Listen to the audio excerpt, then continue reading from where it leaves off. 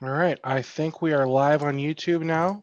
So I will start off by saying welcome. Thanks for coming to another.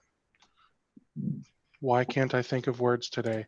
Thanks for coming to another installment of MSP webinars.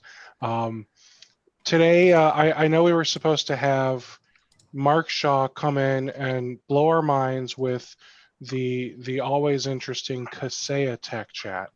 However, Mark picked up a sweet new client and he had to reschedule. So for those of you here for that, I apologize. This is not what you're expecting, but we're still going to have a good one. So today we're going to talk about managed services pricing. I've brought on three managed services providers along with me to discuss all of that fun stuff, and we'll be able to answer questions, and we'll also be able to just provide insight in general. So with that, let's see here from beginning.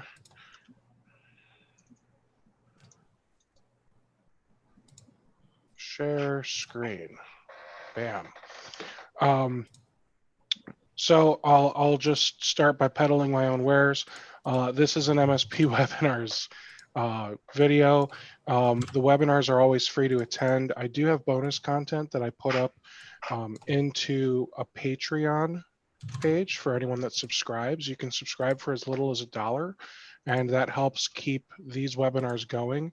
So that way I'm not going to vendors and taking their money and then giving out lists of people that subscribe. I keep all of your data private, and anytime I have a vendor on here, they do not get your contact information unless you check a box that says give them my contact information. So with that, I'm going to go through and introduce some people. We have three panelists with me today. We have Andy, Ben, and Ernest. Andy, can you tell everyone a little bit about yourself?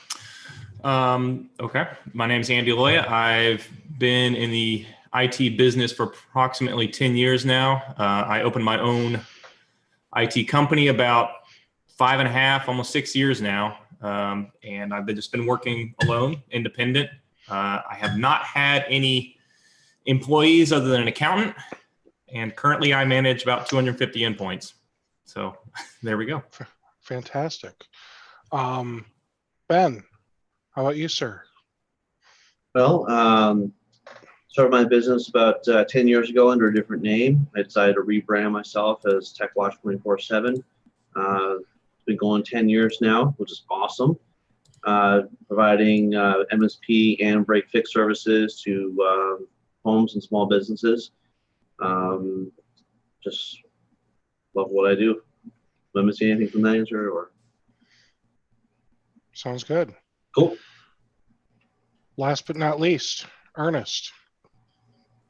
My name is Ernest, and I own a managed service provider in the Portland, Oregon area. I registered the company name about 10 years ago, spent the first 5 years putting together processes and documentation, and then we brought on our first client and have been growing pretty steadily ever since. We've got 4 techs and quite a few clients. Awesome. So I just want to say he won't do it, but I'll do it for him. Ernest has this fantastic documentation bundle, which he launched. When did it officially launch? This week? 2 days ago, yeah. Okay, so the documentation bundle just launched. You can purchase it now, and the normal price is $249. For anyone that that purchases it, that saw it through the webinars, you can use a coupon code. I think it's Steve's Webinars, STEVES webinars. And so you can go to that link and you can copy that code, punch it in, and that gets you, what is that, 10% off, Ernest? I think it's 10% off, yeah. So you get some awesome documentation, and he's already got tons of updates that he's planning, and If you buy it now, you get lifetime updates. Does that all sound accurate? Mm-hmm. Awesome. That is true. So And there thank may you be so some much for other participating. surprises included with that coming out here soon too. We'll see. I love surprises.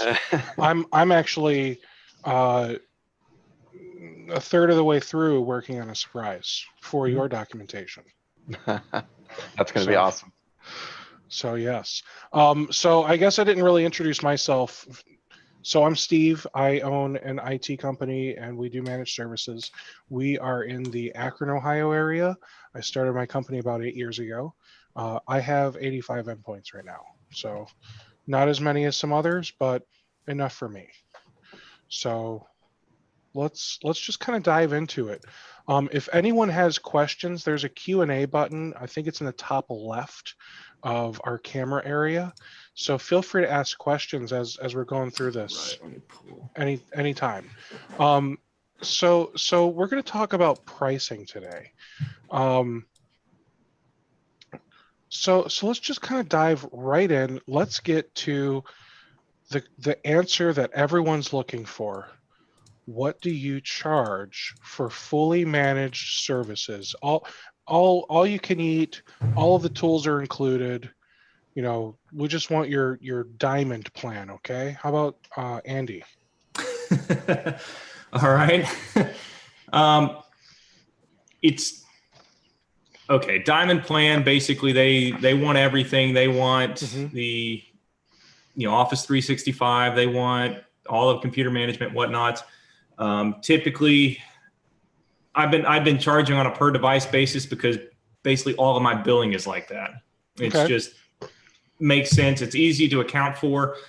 And in my previous work, I worked for an MSP and we got roughly this pricing as well after some finagling. And generally, again, this pricing is also based on your area. You can't just say, oh, I'm going to charge $150 flat rate, no matter what, no matter the area in the US, unless you're large and you have the ability to do so. Being small, it's not the same. So for me, I mean, basically, if they're going with email per user, it's roughly around $75 per endpoint. So that may be more, it may be less, depending on how many other varying factors they have, but typically somewhere around $75. And that, now when I say that, that's,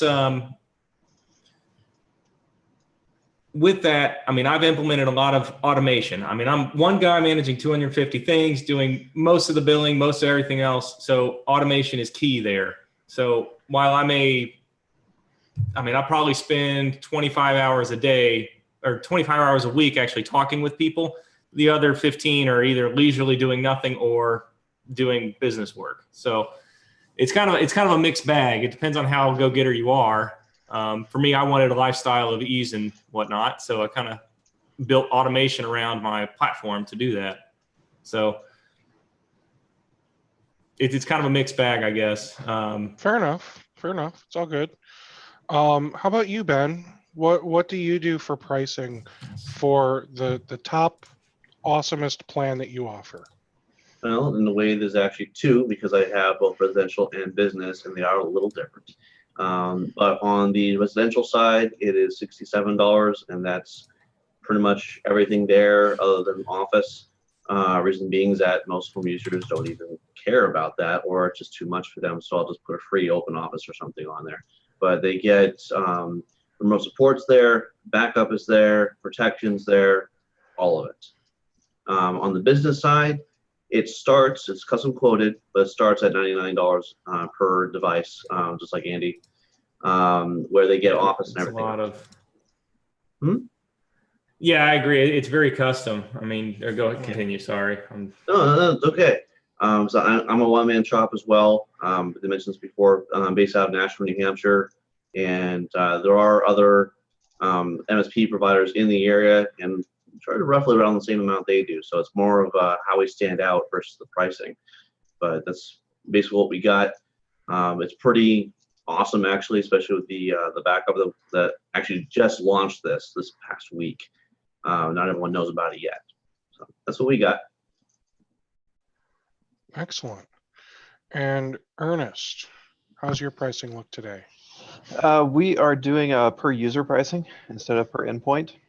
And so our base package that we bring on clients is $199 per end user per month, or per full-time employee per month. Let me be specific on that. We don't charge for part-time employees. We don't charge for volunteers, that sort of thing. And that includes everything. It's your full workstation, Office 365. We've got a network attached storage device that's included with that. There's a firewall included with that, network monitoring, pretty much everything except for the servers and workstations. Okay. So I know my pricing, I do per user. My top tier one, I would say my price is between 100 and 150 per user. And the reason that it varies is it depends on if they have a server and if we need to get like a data BDR or if we want to do a different type of backup solution. I do include the backups with the per user price, but I also try to be cognizant of my margin. You know, I don't want to charge everyone 150 and then have a 90% margin. As much as I'd like to, it doesn't seem fair to some clients. So I guess that's kind of why I charge the way I charge. With my services, I include as much as I possibly can. Office 365 Business Premium, spam filtering through Mail Protector, OpenDNS Umbrella, WebRoot Antivirus, backups. So I saw Ed there posted an interesting question there to the chat. It says, since you guys are bundling 365 with your option, how much do you lower it if they already have Office and email? I don't. Yeah. Which is an interesting one, because It's either with Exchange. I mean, I do have several clients that have their own email system, or they already have email and they don't want to change, or they just don't want to, they just flat out don't see the necessary at all. I mean, the good in 365, which I totally understand. You know, you're going from basically $1 a month or $2 a month for a basic email account to, if you just have email, it's $4 through 365. And some people just don't want to pay that. Again, that is kind of region, you know, developed and size of company and all that kind of stuff. I mean, I'm going to share something here, and I've sanitized this. But basically, one thing you should kind of be aware of is margins versus markup. There's a big difference in that. And hopefully that shares properly. Because this is something I've kind of organically created based on the MSP Exchange one. And the MSP Exchange one, I think, was overkill for what I needed. And I mean, it basically, I try to hit a 60% margin for the services provided outside of email, because I charge 365 based on the standard retail rates of that. Because there's no sense in, they'll say, oh, well, you charge 360, you know, well, or say you already have a client and they want to upgrade to 365, or there's several issues that you can come into that where you're trying to bid yourself against Microsoft Office, which just doesn't work. I guess I should probably say a little bit of my background is that I was 100% break fix 2 years ago. So my pricing model may seem low for those that are direct MSPs already, which is entirely understandable. You know, I went with the route of, okay, I already have clients in the break fix world. I already go and visit them monthly. I already go and do a lot of these things already and charge them for it. Well, how do I just turn that into just a monthly fee, basically, that I charge my end users and end clients? And how do I turn that into a more sustainable and basically protect myself from if somebody were to leave? Is basically, you know, what it boils down to. How do I even out my cash flow every month? And that was my challenge is, okay, I have these people and typically they don't want to pay. Nobody wants to pay more. ever. I mean, let's just be honest here. No smart, sane business person ever wants to pay more.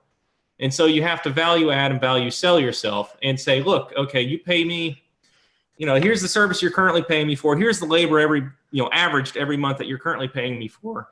What am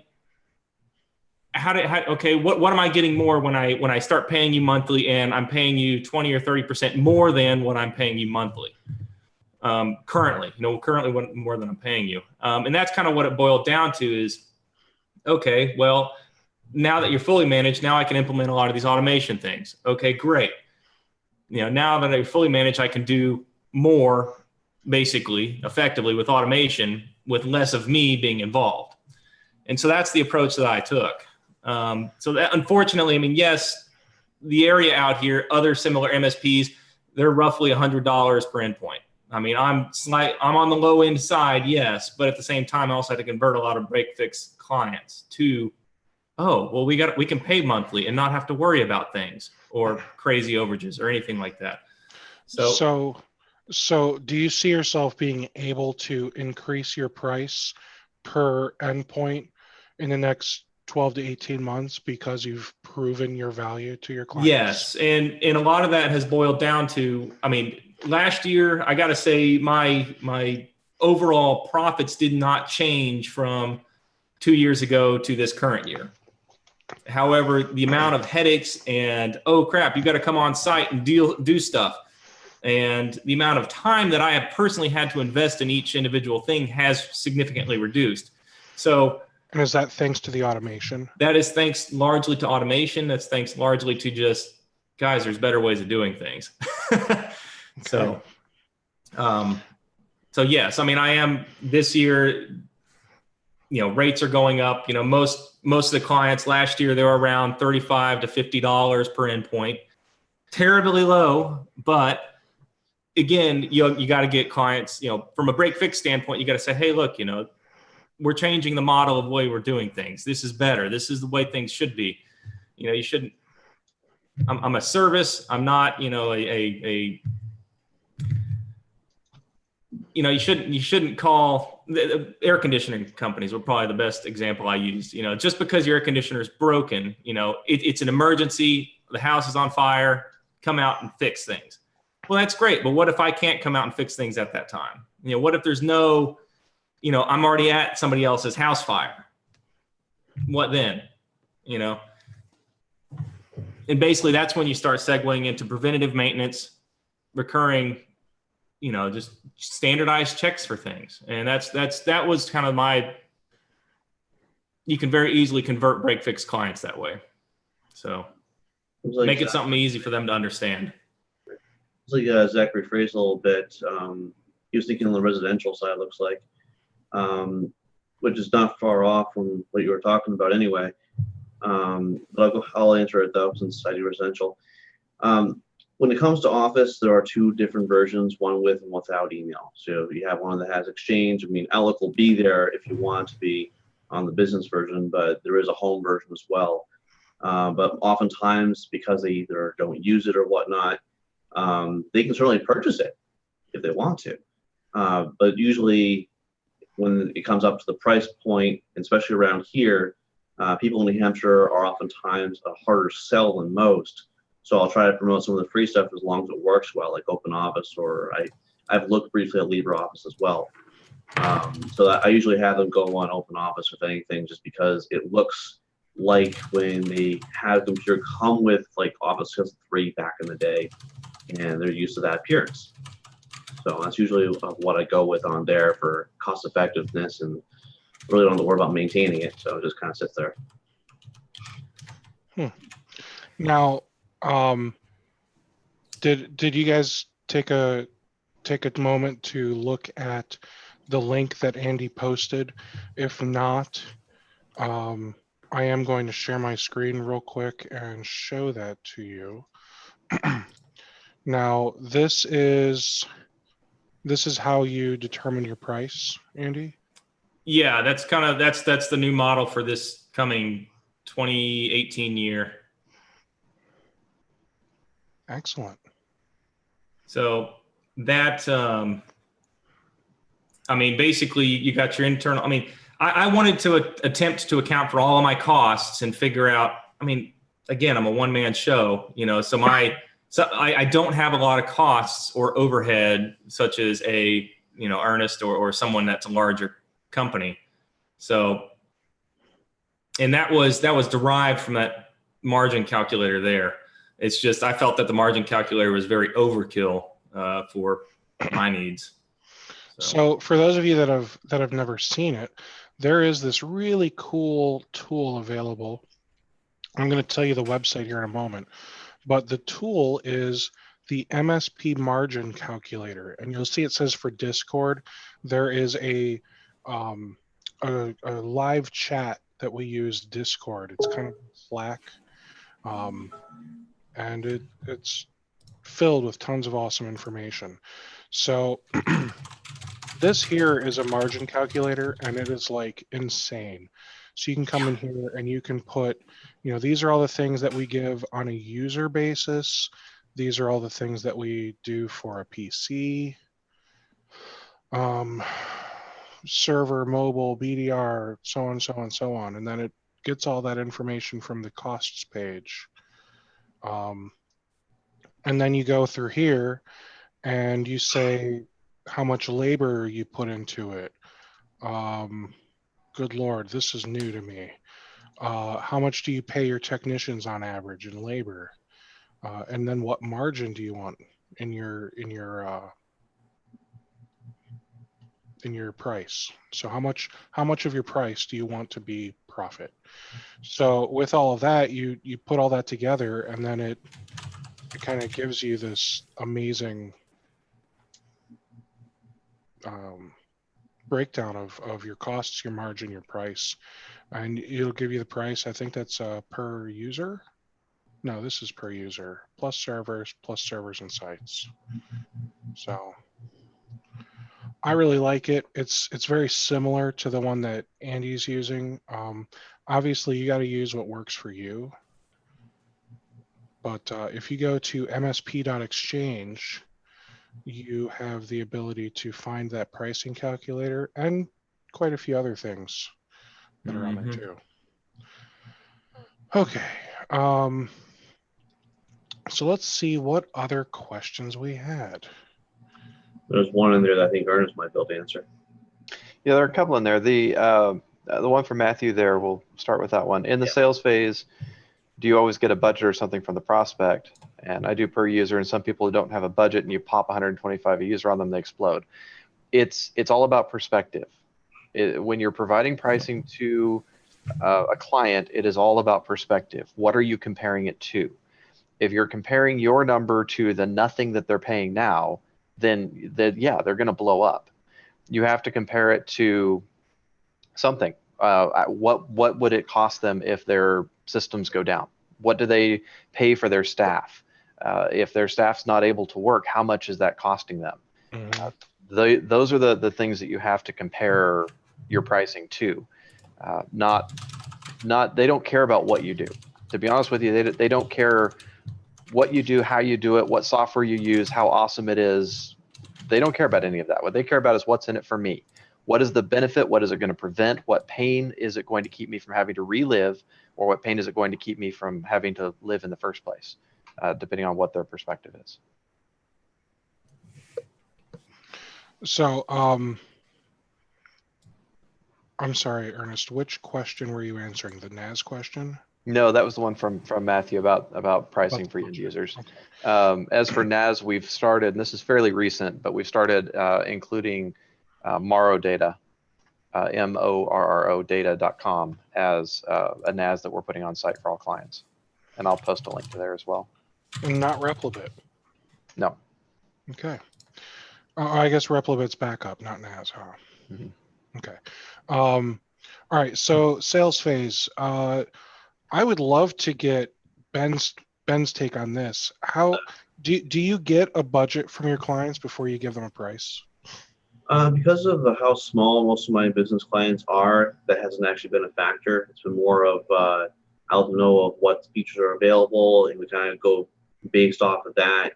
And if depending on what they select, I'll check with them on where they're thinking that would be an ideal price point per month for them, and see how close I can get to it.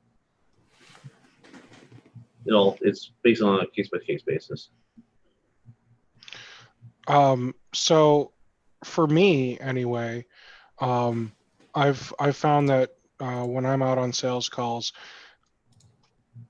the best way to get them okay with the price that I'm offering is when I remember when I tell them that it's not just me or service that they're getting, the consulting, the tech support. I mean, yeah, that's included, but I think the most important thing when it comes to budget is reminding them that they're getting all of these expensive tools along with me. So they're not just paying for IT services, they're paying for antivirus, office, email, It's spam. infrastructure plus support. And that's exactly it. Infrastructure is it's a big factor, and people don't think about that when they're thinking I need a new IT company. So it's one of those advantages that you need to remind them of is, oh, I'm providing you all the stuff that you need. Now, let's see here. Ian says BDR solutions have a cost of downtime or outage calculator. Is there anything that anyone has worked on for a cost of MSP versus downtime? So I think this is related to what you were talking about, Ernest, where you said, how much does it cost you when you're not being productive? How much do your employees cost? How much, yada, yada, yada. Does anyone have, or has anyone seen some type of calculator that does that? What was that company?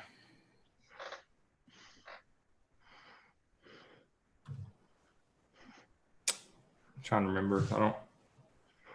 I've seen a lot of graphs, like they're all generic. They're not like custom for the company. That's the only real thing there. Because the other part of it is like, okay, you can estimate employees' cost, but it's close. I would say that is probably something that's too difficult to make. It's something that's so specific to the client because it's going to depend Yeah. on who's impacted. It's going to depend on.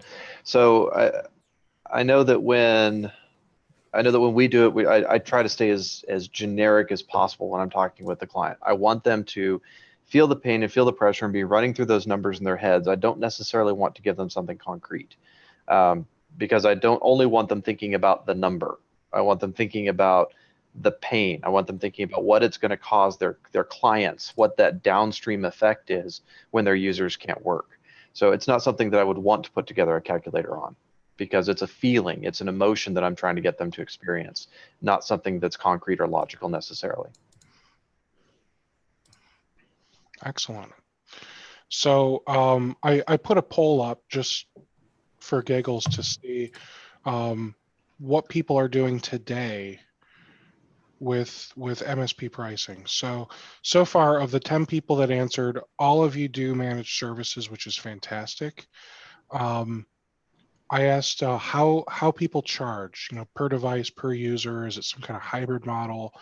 And I've got 3 people per device, 3 people per user, 4 people that are some type of hybrid. And I even put per user plus per site, per user plus server, per user plus site plus server. And it wasn't any of those. So there's a different hybrid that they're using. I would love to know what that hybrid is, just out of my own curiosity. Nobody is charging below $50 per user. We've got a few people that are between 50 and 74, a few people that are between 75 and 99. We have one person that answered 200 and up. Who answered 200 and up? Is that you, Ernest? Nope. Is Carlos in here? No, I don't have the option. Zach Johnson said me. All right. So, Zach, I would love to know, would you be willing to be promoted to panelist and chat for a moment? Yeah. And then while I'm doing that, Ian said hybrid is an environment that runs 24/7. They have 3 times the number of staff to desktops, so it's a hybrid price based on a per desktop and a per user cost. 3 times the staff equals 3 times the opportunity for users to do odd things. That makes perfect sense. Yeah. That, I mean, and I don't have any clients right now that have multiple shifts, so I don't think like that. But you're absolutely right. That's why I charge per user though, because it's not the computer that causes the problem, it's the person using it. All right, so we should have Zach with us now. Zach, I don't see, it looks like Zach is muted. So I'm not sure if he's having audio. Oh, there he is. Hey, Okay. Zach. All right, so like we charge a ridiculous amount of money because we have a much more stronger stance on our security stuff. Like we're doing UTM, like packet inspection. We have anti-exploit stuff in play as well as signature-based antivirus, and we're doing like automated vuln scans like every day. Which all feeds into, you know, the patch management that goes on. And then we have like hardening scripts that are updated pretty regularly, that when, you know, new vulns come out and there's no patches for them, like I have a dev that figures out how to mitigate those vulns and is writing scripts for that, and those get pushed by our RMM. And so like it's a much more involved and thus expensive security posture. That's why we charge like a boatload of money. Like we far exceed like PCI DSS, HIPAA, FINRA, GLBA. Like it is a very strong security stance. I have never had a virus infection or a crypto infection ever.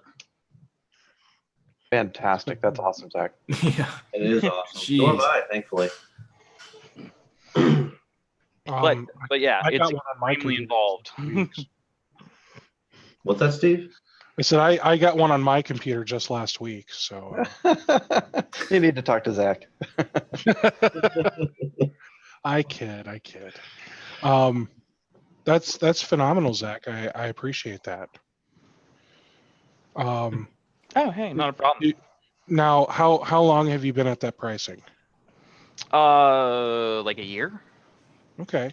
And what were you at before you were at 200? Like $40 an endpoint for like really basic stuff. Well, the lowest tier we had was $27 an endpoint. That was basically our monitoring and backup only plan. And that didn't include anything like patching or any of that extra stuff. Oh, wow. And we didn't like it because it created a lot of churn in a sense that, like, okay, the RMM went off. The RMM went off, and like now we got to go figure out what we need to do, make a plan, contact the customer, get approval, go back, actually do it, and then bill for it, and then, you know, go back again. And like, you know, the RMM picks up stuff like, you know, every week. And it's just like you go through this whole hour-and-a-half process of just figuring out what you're going to do, contacting the customer to get approval, doing it, and then billing for it. Like the vast majority of the time was spent just facilitating getting that billable. And like it was twice the amount of time that we actually billed. So we dropped that plan entirely and went to another base plan that includes the entire security stack, backup and disaster recovery with an on-site, you know, recovery point. Like we have a NAS on site that just stores workstation and server images, which I can spin up, you know, in my data center in Azure, AWS, whatever. And we included patch management and like vulnerability remediation in that. We charge $48 a workstation for that and $189 a server. We don't do any support. We don't do anything that involves helping a user. I mean, we'll tune and maintain our own products that we have installed and everything, but like that is basically a security stack and a disaster recovery plan. So I guess I should probably ask, what's your target market for this? Because because what you're talking about, that's mostly like higher security, basically companies with like 50 or 50 plus users, that kind of thing. The smallest I have this going on is 7 seats. Holy cow! And they love it, and they're paying big money for it. And right. It helps to bundle it with all you can eat on the smaller customers, because then we just expand the scope. Like literally anything they want us to do, we will do. Right. Like I don't care what it is. It's like, oh, you want me to like design, a new printer infrastructure? Sure, done. We'll do it, no cost. You just you stack as much value on that. Like the emotion we want them to feel is just like, don't think about it. Like we handle the IT. Like just pay us the money. We'll handle everything, and like we interface with you regularly. It's just like we try and be as comprehensive as possible. Gotcha. Interesting. Excellent. Well, thank you for joining us for a moment, Zach. Do you have any other words of wisdom before I kick you off the panel? Not really. I mean, I pulled it off. Maybe you can too.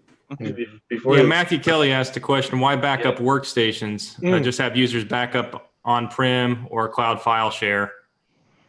And I guess are you, Matthew, would you specify? Are you talking about just basic file backups, or are you talking about like imaging the entire workstation? Technically, they're a hybrid backup of system state plus file level, which I can build into a disk image. Yeah. And we do the same thing. And the reason that we do it is because users will install something weird on their workstation, especially if it's a client that we've onboarded. They'll have something weird on there, and they'll have backups, or they'll have something running to the local C drive. And it's better to be able to have that full image of their entire system, workstation, servers, etc. You don't want to mess with it. When something goes down, you want to be able to get that back up for them. The other thing is we deal with a lot of municipalities and small cities, so the ability to take their entire infrastructure, including their desktop servers, et cetera, and bring them up in our data center is a massive value add, or bring them up in the EOC is a massive value add in the event of a disaster. Have you needed to? Mm-hmm. We haven't had to yet, but we do annual testing to make sure that it does in fact work. So yes, I have, but not in a production environment. Excellent. Okay. So I back up workstations, but I also have many clients that don't have an on-prem server. They might be 5 users or smaller, and I just back up their workstations because you need to have all their stuff. And a lot of my clients, their work computer is a laptop, and it's also their personal computer. So even if they do have a server, do you really want their iTunes music and the 18,000 pictures of their kids doing the same stupid thing over and over, taking up all that storage space on your server? Personally, I say no. I have some folders that don't redirect, and I just back them up using CrashPlan Pro E on the workstation. So that way I've got unlimited backups, but I can also be cognizant of server storage usage, data or whatever BDR storage usage, that type of stuff. Ed asked, when you guys are backing up workstations, are you using free or built-in backup tools, or are you purchasing something for each of these workstations? Well, I'm using CrashPlan Pro E, so I am purchasing something for each of the workstations. Yeah, we're using SolarWinds, so we're purchasing as well. I just got on SolarWinds, and I also on the home side will be I'll use Veeam for the volume level quick thing. Works pretty well. Andy? for workstations, it's basically a file level backup. I was using CrashPlan for a lot of the paid customers, but currently it's kind of CrashPlan's going away, so they need to migrate. See, and I thought now you say CrashPlan's going away. Do you mean because they're no longer supporting servers? Well, they're no longer doing a lot of their, from what I understood, and I talked with Brandon a lot about it, is a lot of their workstation, like business reseller workstation stuff, is going away. I have not received any information from them, so I need to contact them. But he sent me a link regarding that they're doing away with a lot of this kind of stuff, and they're saying you guys should go to, what is it? Another company. I can't remember. Yeah, some other company. But see, like primarily on my servers, they're on the Pro E side of things. So basically, I pay per $10 a month per site, and then basically back up all their servers, file level, at least for some things, and then do images on site. But I haven't, for the workstations like that, it's a matter of, I don't know, I just haven't evaluated the market yet. So. Okay. So I see there are two people paying within the 125 to 174 range per user. And I say kudos to you guys.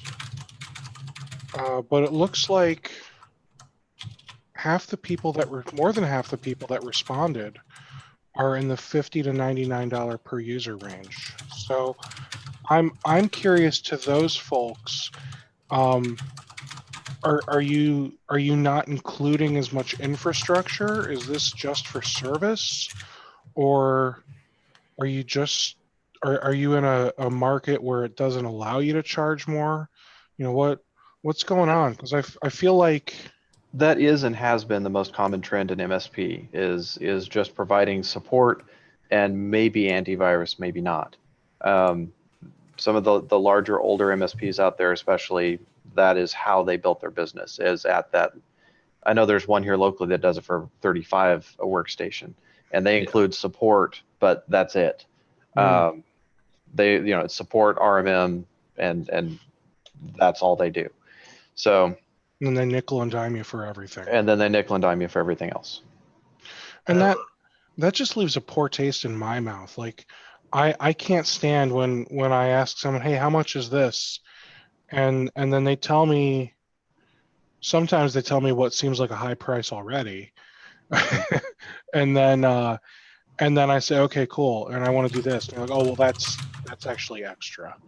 And you hear that's extra enough times, and you're just like, yeah, I had an annual meeting with one of our clients yesterday, and they were like, so we want to do this, we want to do that, we want to do all, and they started laying out all of these future projects and things that they want to do. And they said, how much is this going to cost us to put all this together? And what do we have to do software wise and hardware wise? And I said, it's all included. You already have the infrastructure. We just have to configure it for you. Mm-hmm. We can have that done for you next week. And they were blown away. Amazing when you can just say nothing. Give us 10 days and it'll be done. Yeah. Right. Their minds are blown. I'll admit that when it comes to the nickel and diming, so to speak, I actually have not just the all-you-can-eat package, but I have actually technically 4 tiers that I usually show the residential side, because everything on the business side is typically custom quoted. But I have as little as doing the free monitoring with Kabuto, to doing a protection pack, which has basically the same exact stuff that everyone else does, but there's no support. So you got to pay for support. And for that matter, there's not even a discount there if support's provided. But then they go one more level up. They get some support, but if, say, a major project comes up where we have to reinstall a workstation, then there's a discounted rate there for going beyond the typical scope of just general support. So that's usually how we do it. which has worked out pretty well because I've had a few jump on just because they want to get protection because they almost never call me. So I'm like, okay, it works. Still make money. And we've got a plan like that as well that works out for small businesses that just want our endpoint protection services, for example. Yeah. And we actually do that with some companies who have either their own in-house IT staff or their IT guy that's on the corner down the street that they take their computer into occasionally.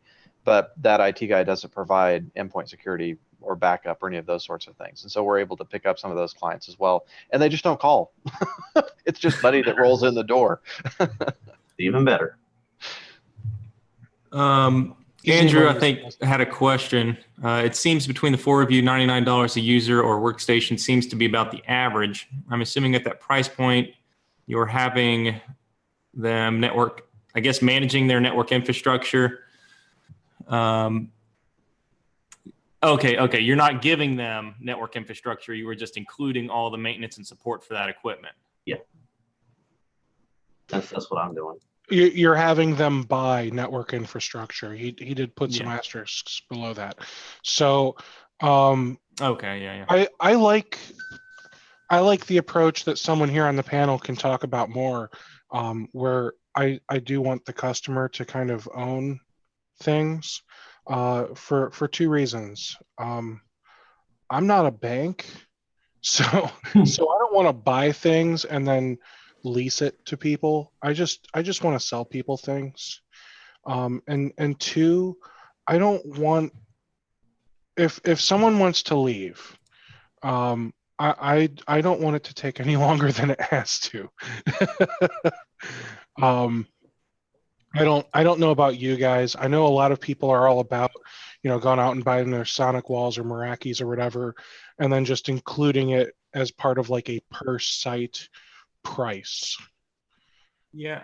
I mean, this coming year, for 2018, I'm having a different methodology to that. And partly because I have a lot of clients that do not care to make infrastructure purchases, meaning they will just let the thing run until it's dead and then continue to unplug and plug it back in to keep it alive. And that's, to be fair, I mean, okay, that's great. You're nursing the nickel, but at the same time, from a IT management standpoint, that's a headache and a half. So what I've done and what I'm planning on doing is basically for over the next, I make my money back after 6 months as part of the contract, but basically I'm including a full out network refresh for all locations. So what that means is, I'm buying new switches, I'm buying new firewall, I'm buying all these things up front, but it's all included with the price of my monthly. And basically that price never changes.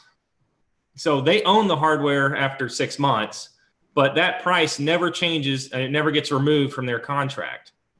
So what that means is, okay, say 2.5, 3 years from now, something dies. Great. Well, they've already prepaid for it and I just got to go swap it out. But you basically, for the most part, make sure that you include it in there. Don't ever remove it.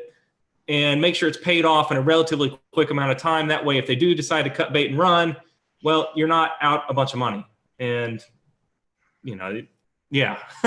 Yeah, and that's kind of a similar approach to what we take as well. It's during the onboarding process, we have the client do essentially a complete network hardware refresh, and they pay for that as part of the onboarding process. But we warranty and guarantee that hardware for life. As long as they're a client of ours, we'll come in and replace it, upgrade it, maintain it. If they decide to not maintain services with us, they keep the hardware.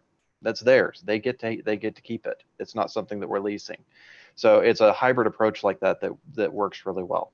Yeah, a lot of my clients don't like the big upfront dollar figure, so that's why I kind of built it into the monthly. And it just, over time, it'll make sense. Most network hardware lasts 5 years unless you get struck by lightning, but right.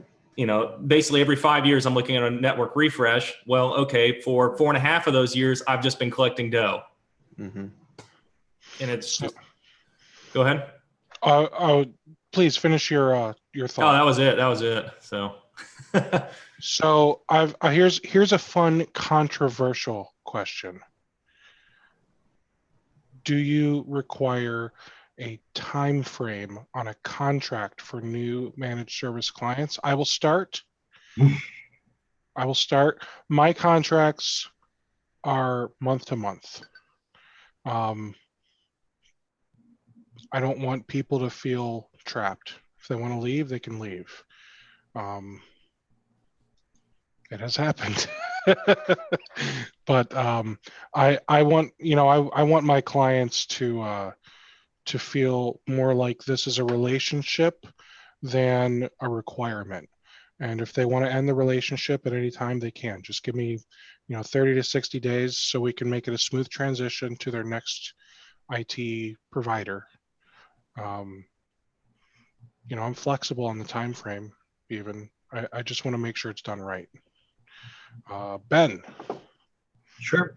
I actually have a very similar approach. I don't do any long-term contracts either. It's month to month. I have lost a couple of small clients on this, but only because, well, I was thinking about dropping them anyway.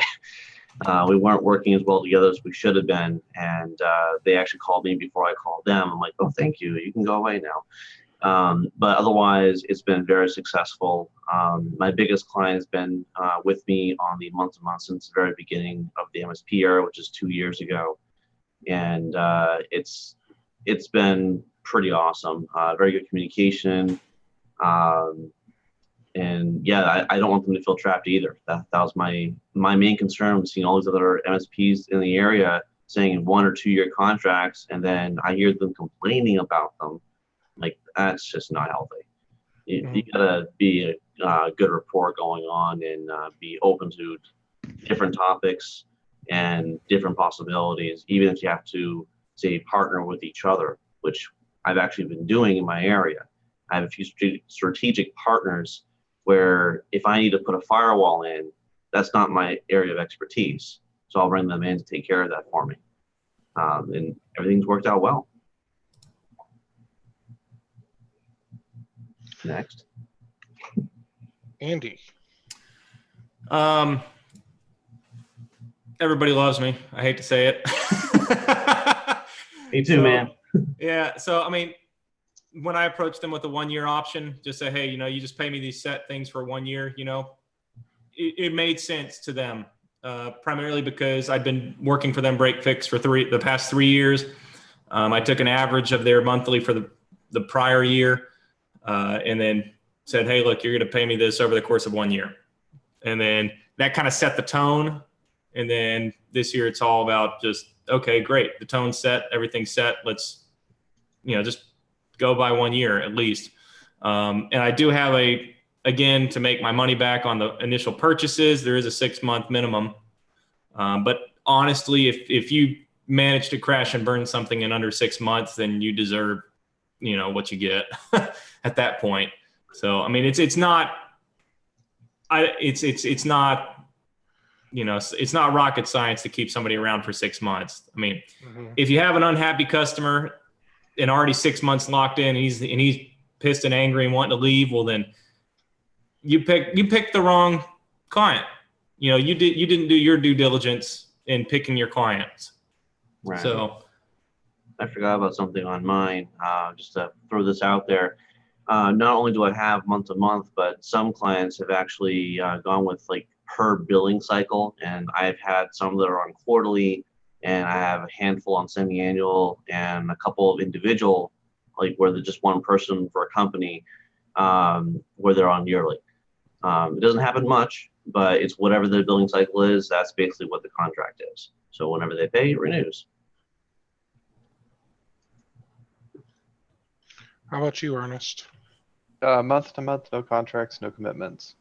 Awesome. Again, it's about the relationship. It's about if we're doing our job well, they're not going to want us to go away. Yep. Around here, our biggest challenge, or the biggest complaint we have coming from other providers when we're bringing on a new client, is that they were locked into the old one. They couldn't go anywhere. They felt trapped. They didn't like what they were getting, but they couldn't go anywhere. And so that is not that's a huge bonus for us when we're bringing on a new client and talking with a new potential client. They hate lock-in. interesting. What about Onboarding charges. Ernest, we'll just go right back in with you. Onboarding, we figure out what our hardware costs are going to be, make sure that we've got a 50% margin on hardware and labor, and that's our onboarding.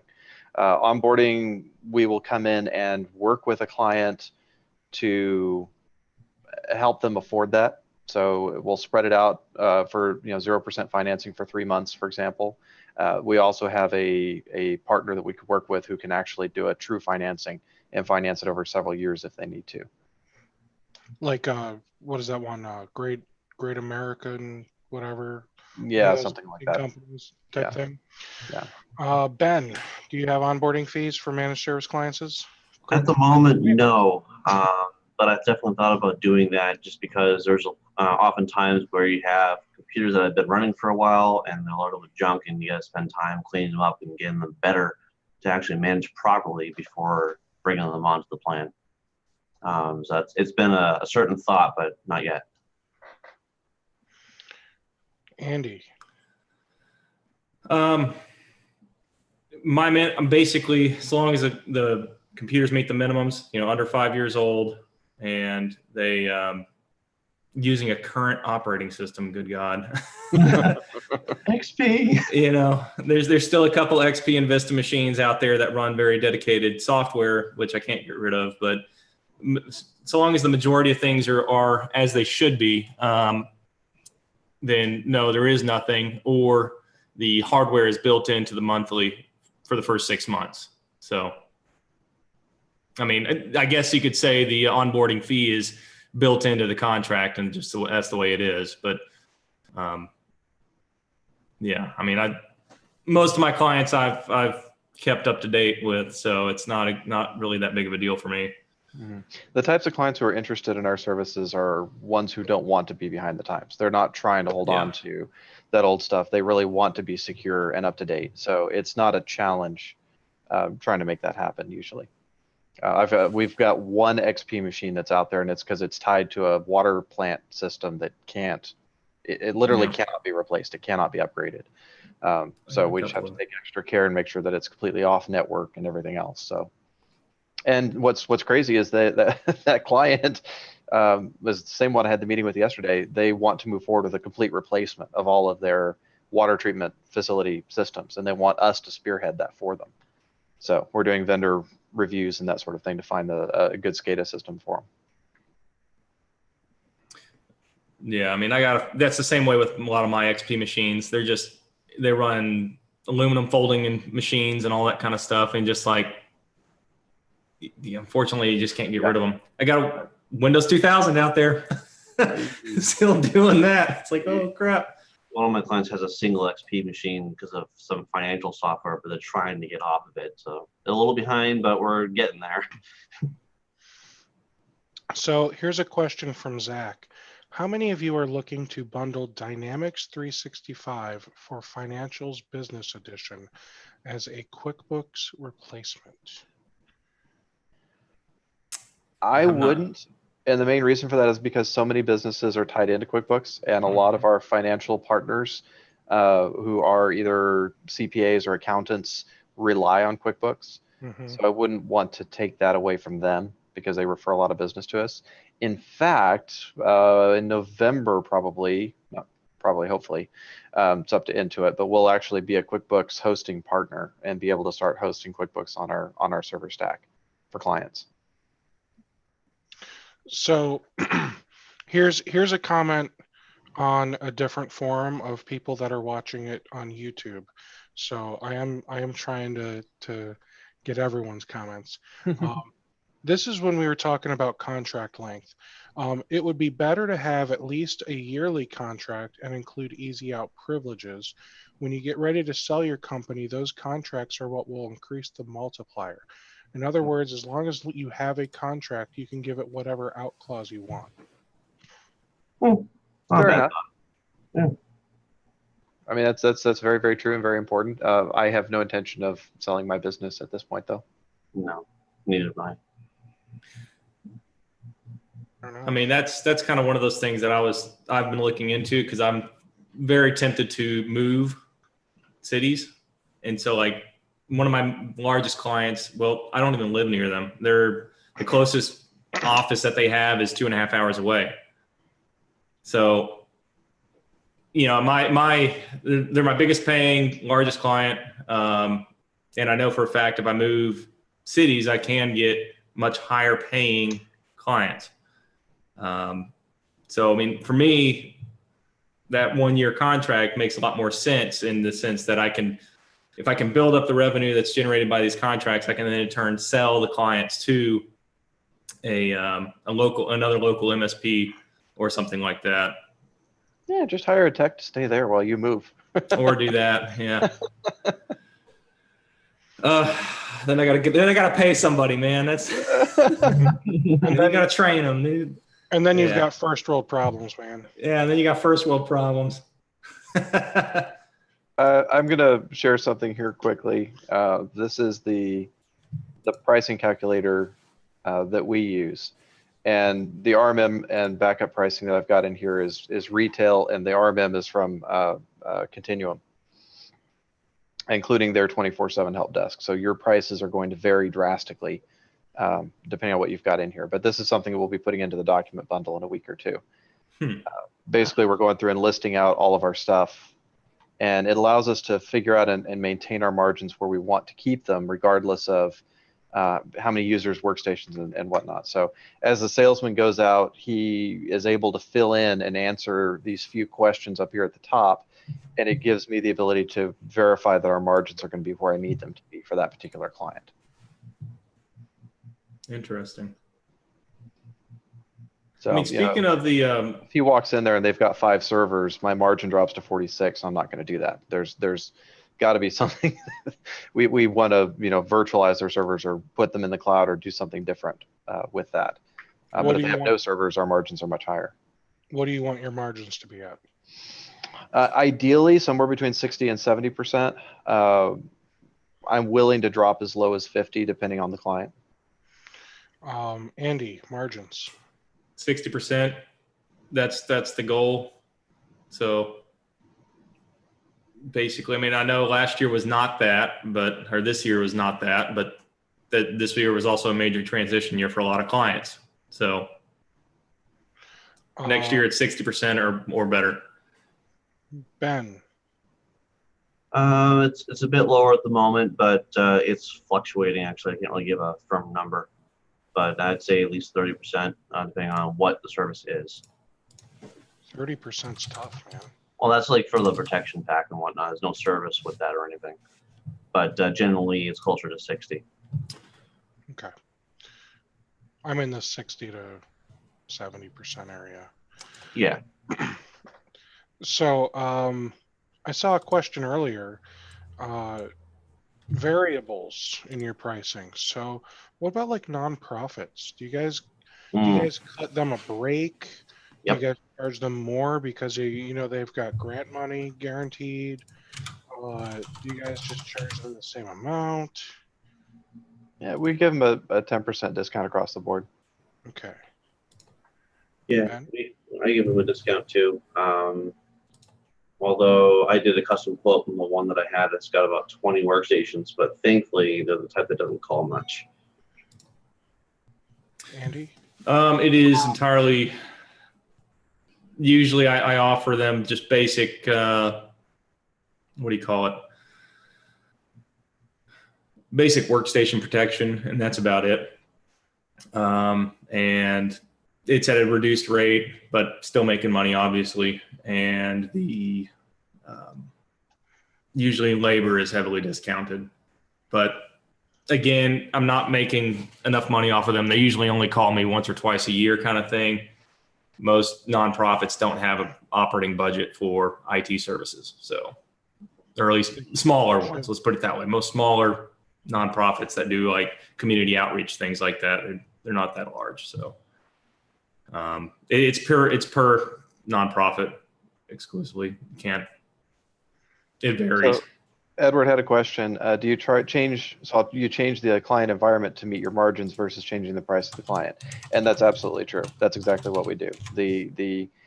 our goal is to get servers off of client locations. So servers cost us money to manage and maintain. We don't want to do that. So whatever it takes to, and it's more money for the client. Every several years, they've got a, 3 to 5 years, they've got a huge outlay to replace the hardware, and then the migration for the labor, and it's a massive project. So yeah, that's we're definitely trying to change their environment so that it's something that gets more sustainable long term. If you have about an 80% margin, will you try to add more features to your service? Well, if I'm getting up to an 80% margin, something's wrong because my calculator won't let me go that high. But because we're variable between 50 and 70,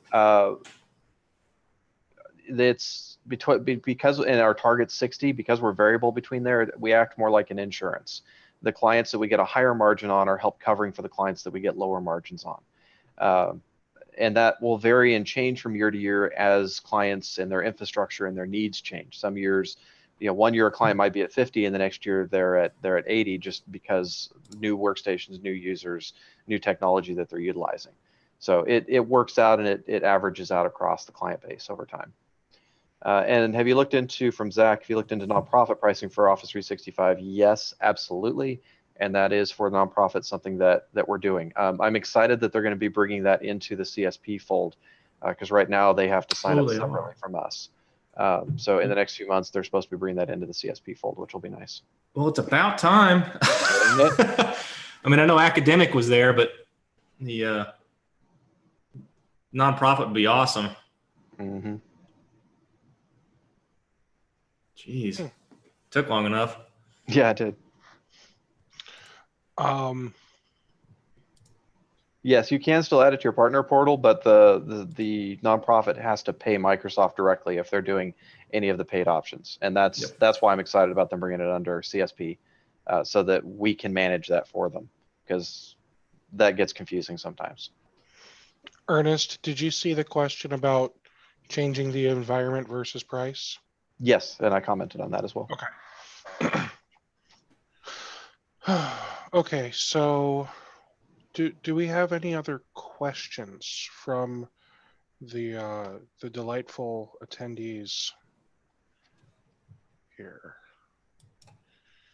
And are there any other questions that my panelists can think of that I haven't asked?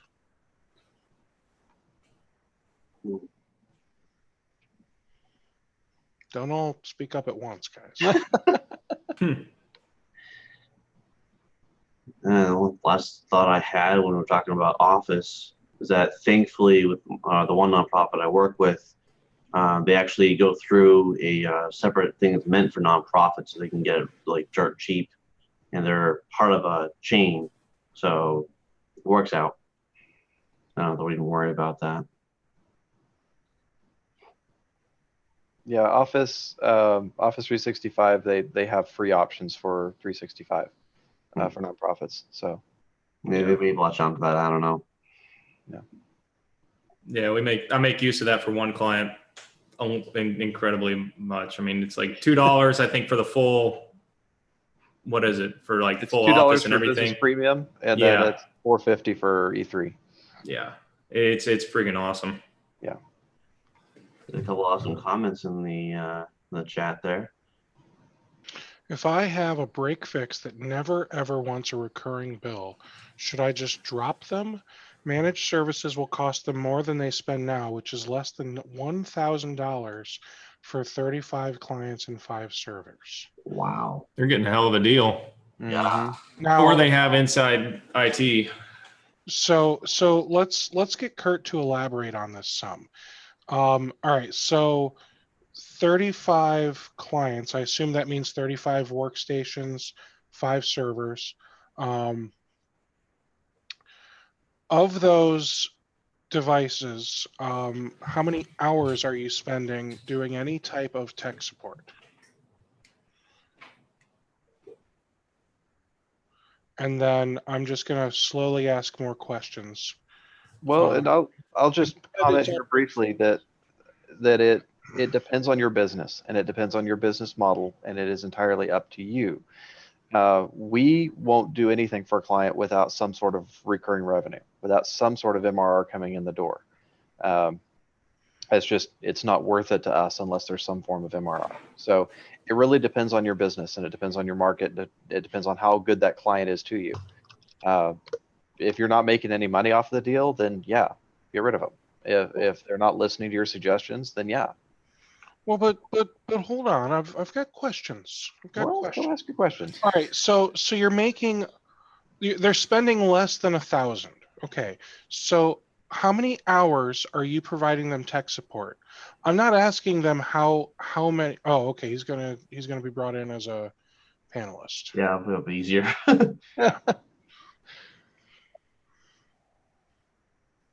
Hi, Kurt. Oh, you're muted. Unmute yourself. Got it. There we Is go. my face on this? Oh my god! Just got out of the switchboard, guys. This is terrible.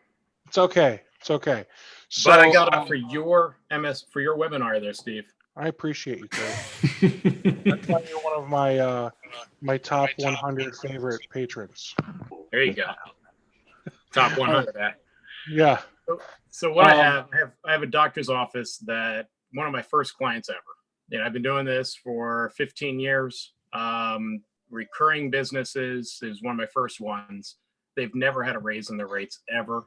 They're break fix. Half the time, if I do something, it takes 10, 20 minutes. I don't even bother, billing them because they give me such a fit over the fact that I billed them. Okay, So, that's a problem. Yeah. It's a huge that problem. right there is a big problem.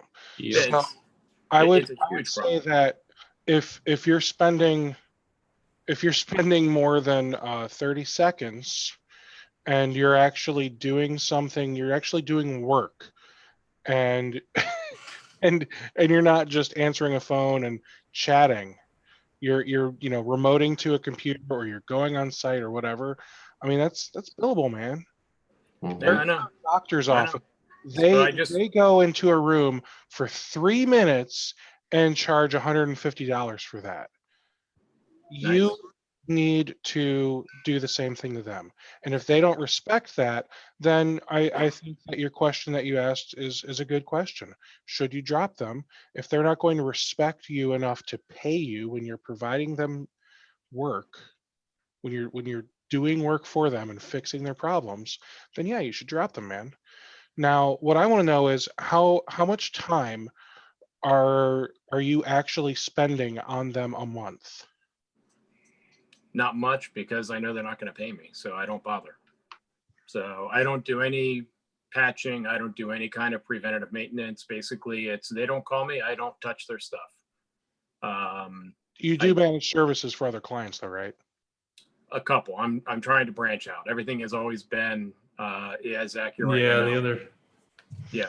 So Zach brought up a great point that this client is not being HIPAA compliant by having you do this, and whether you've signed a BAA or not, you are on the hook. Yeah, get out of there. Yeah, If cut it's a bait medical and client, run. get out of there. You are on the hook for so much with HIPAA, man.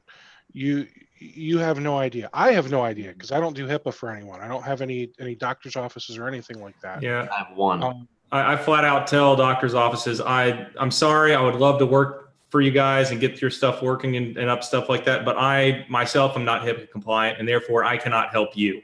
Right. Because you as the provider have to be 100% HIPAA compliant in order to provide services to a doctor's office or any sort of medical field, anything. So be very careful and just make a tidy exit. Yeah. I would say that a few things need to happen, and I would say that you need to sit down with them. And heck, don't charge them for it because it's not like they'll pay for it anyway. But you need to sit down with them and have a meeting. And I would say in that meeting, you need to say, look, guys, and this is me not being an expert in HIPAA, so I'm sure Ernest could shed some more light. But this is my thought. You need to sit down with them and say, look, guys, a lot of things have changed with all these new HIPAA laws. You even have HIPAA compliance yourself, Kurt? Nope. Okay, so that right there answers your question. A lot of things have changed with the new HIPAA laws, and I am not HIPAA compliant. Therefore, I am not qualified to provide you guys with tech support any longer. Can I recommend you or refer you to somebody that is? And have a couple companies lined up. That way you can make it a smooth exit. But if you're currently not even in the position to offer HIPAA tech support, just get the hell out, man. I guess I would do that. Yeah, you don't mess around with that kind of stuff. And this is a great way to show a client, especially one who's under HIPAA requirements. This is the Department of Homeland Security's wall of shame. This is any healthcare provider that has had a breach is going to be listed in here. And so then they can't get off. Once you're on this list, you can't get off. So you do not want to be on this list. You want to avoid being on this list at all costs. No, because not only do you get put on that list, but that's almost like it's like being blacklisted, man. Once you land on that list, other doctors' offices should hopefully be smart enough to check this list. They probably aren't, but I would say they should be smart enough to check that list and make sure that their new provider's not on it. And if their new provider is on it, then you're not going to be a new provider. Right. So I'd say get the hell out before you get into some trouble over some things that shouldn't be your responsibility, but they inevitably are because you're the one that touched it. And if you do want to provide services to healthcare and you do want to get HIPAA compliant, Compliancy Group is a great group to work with to make that happen. And they've got a good reseller program as well. And I think there's another, I think it's HIPAA Secure Now. Mm-hmm. Is that part of the Breach Secure Now network? Yeah, there's a lot of them out there. I haven't specifically looked into that one. Security Metrics is another one that has both HIPAA and PCI compliance that I've looked at and chatted with as well. Interesting. So I hope that helps answer your question, Kurt. All right, guys, it's one that I've been worrying about and thinking about. So you kind of put the nail in that coffin. You got any other questions, man? What else can we destroy you for? I feel bad because we're so mean. We were hard on you. That's all good. It's got any tough softball? love. We're trying to save your butt, man. Yeah. It's all good. It's all good. Thanks, guys. Appreciate it. Thanks, Kurt. I'll drop you back down, so don't leave or anything. Let's see. All right. Anyone else want to go in the hot seat? That was fun, right? All right. Zach, also remember that software vendors for practices will straight up lie about what the practices should and should not have as far as technical safeguards. Mm-hmm. Yep, that is true, and true. Now, Zach said he would get a lawyer to draft a letter indicating that you're terminating the relationship because of liability and get them to sign it. And then was that you, Andy, or a different Andy that posted the HIPAA? That was me. Those was 2 checklists. Okay. So basically, there's a lot of stuff there, and if you don't meet any one of those things, you're not considered compliant, and you are putting yourself at risk. Well, here's the thing to understand about HIPAA compliance. HIPAA compliance is about documentation. Mm-hmm. HIPAA compliance is not about the technical enforcement or the security rules or the things that you have to do. It's about documenting. So if you are not compliant in certain ways and you have it documented and you have it documented why you're not and why it's either unreasonable or when you're going to address it, then you're fine. Mm-hmm. You're covered. But you have to have that paperwork in place and you have to have that training in place. I think that's part of the BAA agreement too. Yeah. Andy, you don't do HIPAA, I believe you said, correct? No, not at all. I'm a one-man show. I don't have the ability to just make sure I'm good all the time, which is bad, but. Well, that's where Compliancy Group or one of those other folks can really help you out because they can do that for you. Which I might look into that. I mean, definitely, because I know there's 2 doctor's offices I could do work for. I just choose not to. And you have one good thing working for you though, Andy, since if I remember right, you use Lab Tech. Yes. that is between its auditing and everything else. If a few check boxes and you're compliant for that client, at least as far as lab tech goes. Yeah. What was that? I'm looking up here. Okay. What about, I know, Ernest, I think you mentioned PCI. You Yes. probably have to do a lot of PCI compliance. We have to do some of the technical side of it, making sure that credit card machines and whatnot are on separate VLANs and not part of the regular network. But as far as the PCI, most credit card processors will provide the PCI compliance checklist and self-assessment and the scanning as part of their process. So we have that as an option, but we don't have any clients that utilize it. Gotcha. Wow, Steve. There you go. Sorry, I had to get that one out. Okay. Does anyone here do any other type of compliance?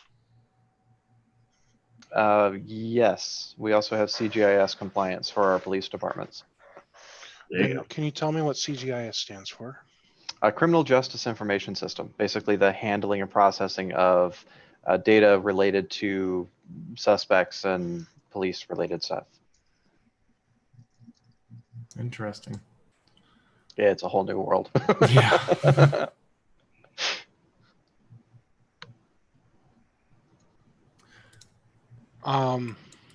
Okay. Have you ever failed a CGIS audit? Me? No. Have you failed any audits? No. Have you ever gotten any dings like, you're not going to fail, but you should have this fixed next time? Yeah, well, there are some things that we had to remediate, but yes, I mean that's fairly common as you go through the process. Every year, something changes, something new happens. So yeah, you've got to be prepared for changing things on the fly. Quentin had an interesting comment there. Is like in regards to Kurt, and he said, "Why would he need to draft a letter for an attorney if they're a break fix client? There is no officially dropping them." Right. I think if I understood Kurt correctly, he did have some form of remote desktop software installed on the end user's machines. Mm-hmm. So I'm not entirely sure if that was what he was charging $1,000 a month for or not, but that's kind of a I don't know. I think I'd rather CYA versus just not talk to them anymore. Yeah, get your software off and move on down the road. Yeah. Where was it at? Andrew Taylor, and I'm guessing this also applies to multiple price levels that we have. What is your security onion, and what does that comprise of? So, I mean, I don't know if that. I mean, I guess he's asking about because we're all different priced or whatever. If there's a difference in what we're doing. I'd say we all have specialties. It's quite the onion on this side.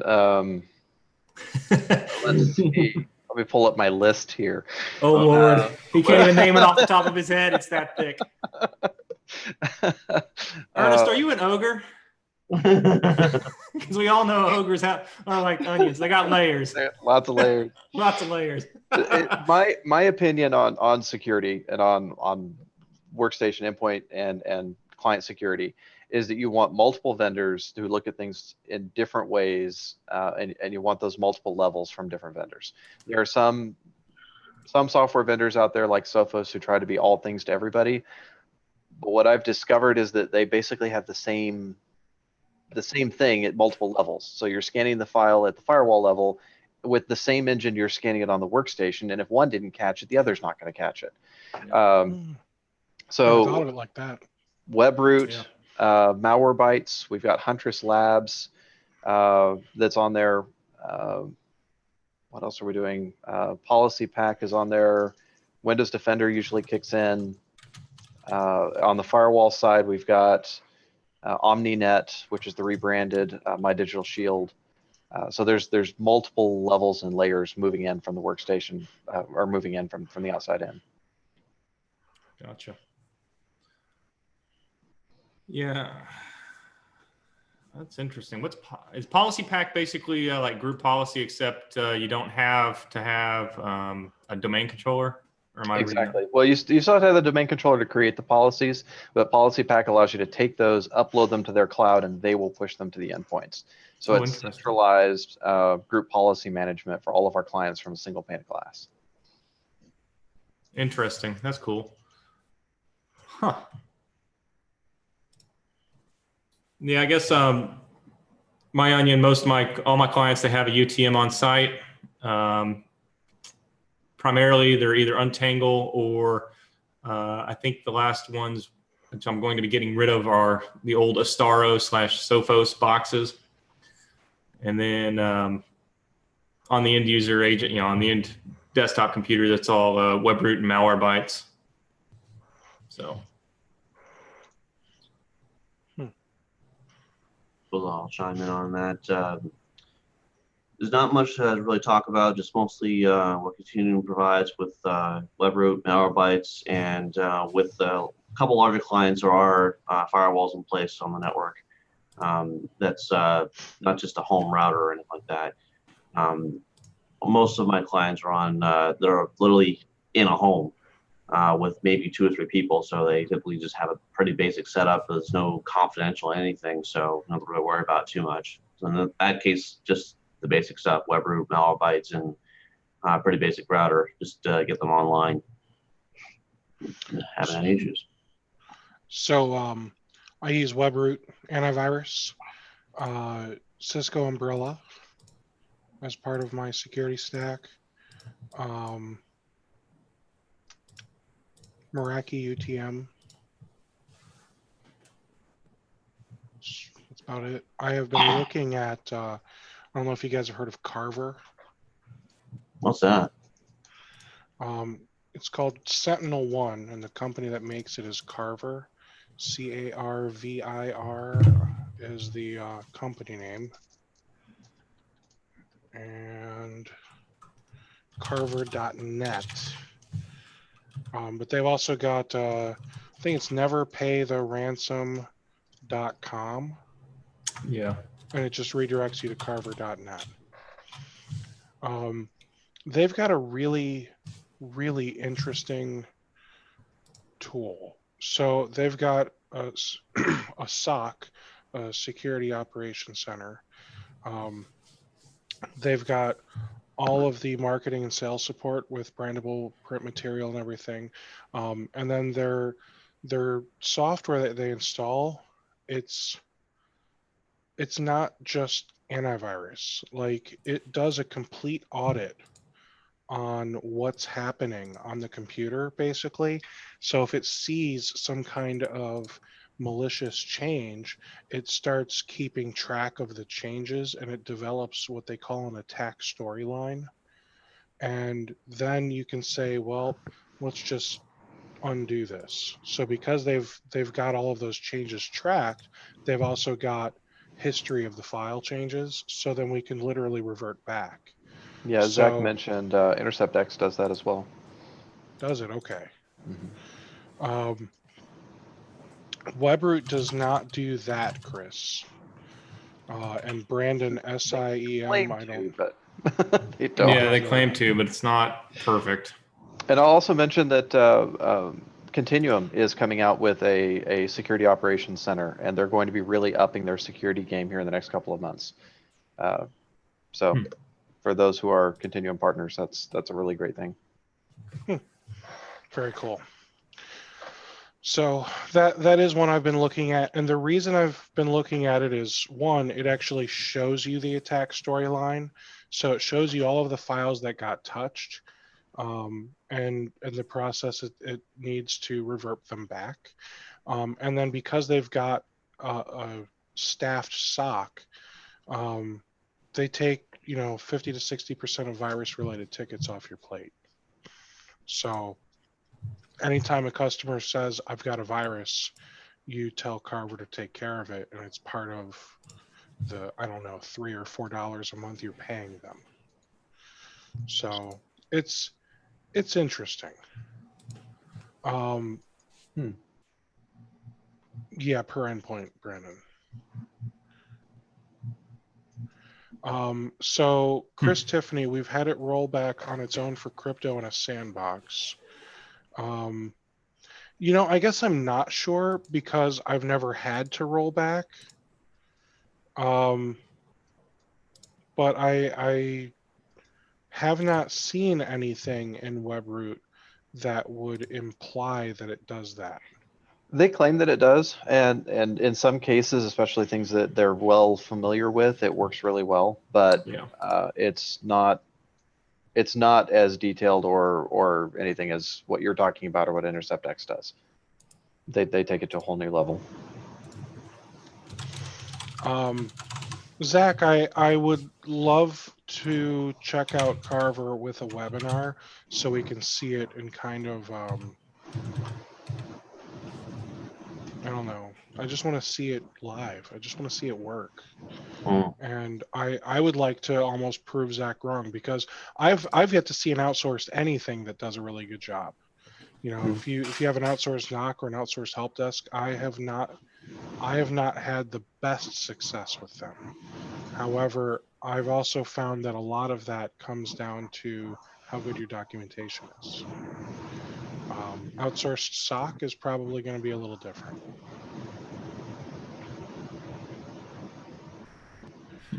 All right, guys, we are at the 90-minute mark. So I think now is a great time to wrap up. Does anyone have any final thoughts, panelists, for anyone out there that, maybe they're not charging enough or whatever? What words of wisdom do you guys have? Andy. I'd probably say call your competitors.